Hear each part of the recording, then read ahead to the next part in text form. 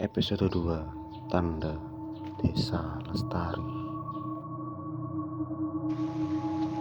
Arif jatuh terjerembab ke belakang ketika pintu depan rumahnya terbuka. Di halaman rumahnya ternyata berdiri sosok yang sama dengan yang ditemuinya kemarin.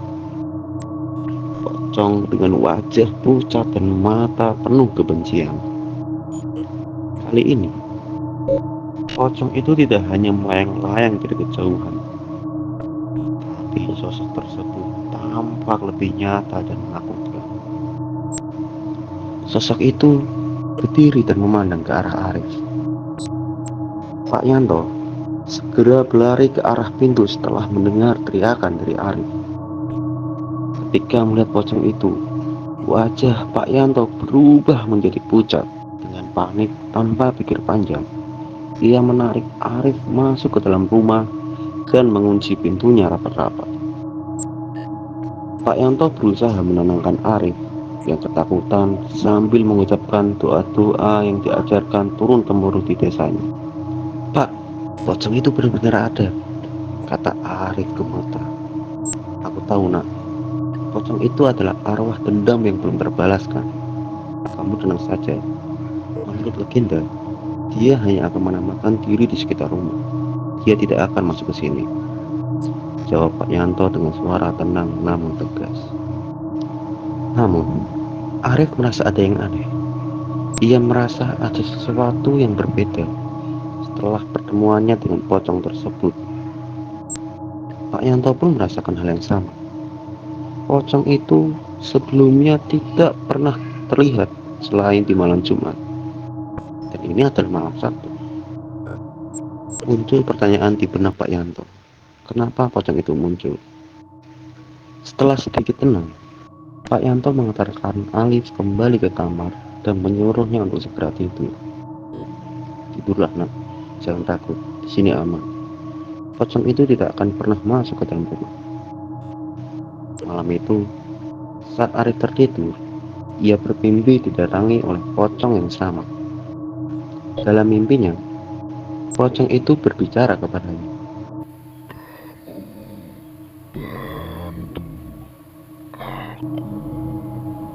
Kata pocong itu dengan suara serak.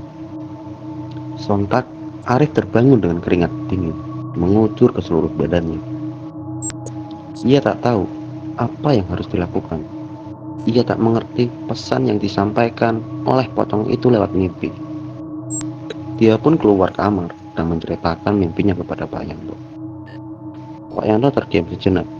Ia tahu bahwa situasi ini jauh lebih rumit daripada yang mereka bayangkan. Pocong itu tidak biasanya menampakkan diri pada malam selain malam Jumat. Dan mimpi anaknya yang seakan ada sesuatu pada dirinya yang ingin diambil oleh pocong tersebut. Namun, ia juga tak tahu apa permasalahannya dan bagaimana solusinya. "Kita harus mencari bantuan," kata Pak Yanto akhirnya. "Ada seorang dukun di desa sebelah yang mungkin bisa membantu kita. Kita akan pergi dan menemuinya besok pagi." Arif dan Pak Yanto tahu bahwa mereka harus bertindak cepat. Mereka tahu bahwa mereka tidak punya banyak waktu. Malam semakin larut dan ketenangan sejenak menyelimuti rumah mereka. Namun, pada saat jarum jam menunjukkan pukul 12 malam, Arif terbangun dengan rasa tak enak. Tubuhnya terasa berat dan suhu kamarnya mendadak turun drastis. Ia membuka matanya dan melihat pocong itu berdiri di sudut kamarnya. Ia menatap dengan mata yang kosong dan mengerikan. Arif mencoba berteriak, namun suaranya seakan terperangkap di tenggorokannya. Pocong itu melayang mendekat, dan Arif merasakan dingin yang menusuk hingga ke tulang. Ia menutup matanya, berharap sosok itu segera hilang. Namun ketika ia membukanya, pocong itu berada tepat di atasnya, menatap ke arah Arif dengan bola mata yang keluar sedikit. Arif dan pocong itu saling menatap satu sama lain. Arif dengan tatapan ketakutannya dan pocong itu dengan tatapan seperti ingin melahap Arif. Pak Yanto yang mendengar suara gemerisik dari kamar Arif segera berlari ke kamar anaknya. Ia membuka pintu dengan cepat dan melihat Arif yang tampak ketakutan di tempat tidurnya. "Arif, ada apa?" tanya Pak Yanto dengan cemas. Ada, ada pocong di sini, Pak," jawab Arif dengan suara gemetar sambil menunjukkan jarinya ke arah sosok yang dilihatnya. Namun aneh, Pak Yanto tidak bisa melihat pocong itu. Matanya berkeliling, namun yang ia lihat hanyalah kamar Arif yang kosong. "Nak, tidak ada apa-apa di sini. Kamu hanya bermimpi buruk," kata Pak Yanto coba menenangkan anaknya. Arif menatap ayahnya dengan kebingungan.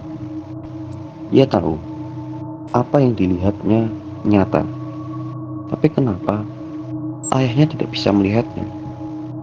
Pocong itu jelas-jelas masih ada di sana, mengawasi mereka dengan tatapan menakutkan. Arif merasa terjebak dalam teror yang tidak bisa ia ungkapkan kepada ayahnya. Pak Yanto memeluk Arif, mencoba menenangkan anaknya yang gemetar. "Tidurlah kembali, nak. Besok kita akan mencari bantuan," kata Pak Yanto dengan suara yang lembut. Arif mengangguk pelan, meskipun hatinya masih diliputi ketakutan. Pocong itu masih berdiri di sudut ruangan, tak bergerak, seolah menunggu sesuatu. Arif menutup matanya, berharap pagi segera datang dan mimpi buruk ini segera berakhir. Namun ia tahu bahwa malam ini hanyalah permulaan dari teror yang lebih besar yang nantinya akan menimpa keluarganya.